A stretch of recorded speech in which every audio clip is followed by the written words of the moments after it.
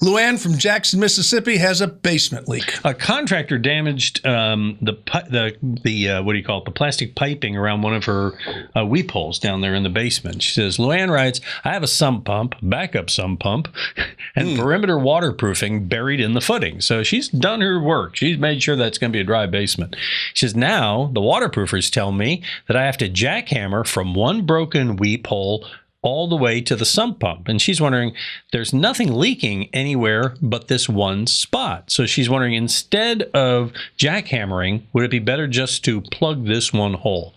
What do you think? She wants your advice, Tom, because she doesn't want to be sold something by somebody who's just trying to make a sale. If it's a basement and it's underground and water's getting into the wall and spreading around, it has to be handled from the outside. And it might be the only way to get to it from the inside is to take some of it out.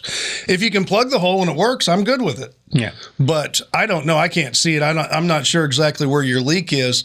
And having a sump pump in a basement shows that there probably is a water issue to begin with, or you wouldn't have a sump pump. Well, in that part of the world, you need them because it happens. People have this idea that basements are always dry up north and everything. No. Look at a basement in Maine. I mean, it's not that nice up there. It's all wet and gooey.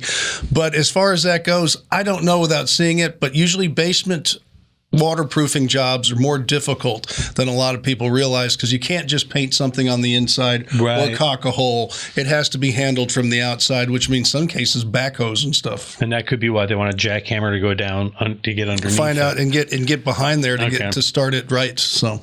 All right. You got a question? Be happy to help you out too. Just send it to HomeShowRadio.com and you can see how we answer them in these videos over here, and even more if you'd subscribe to our channel.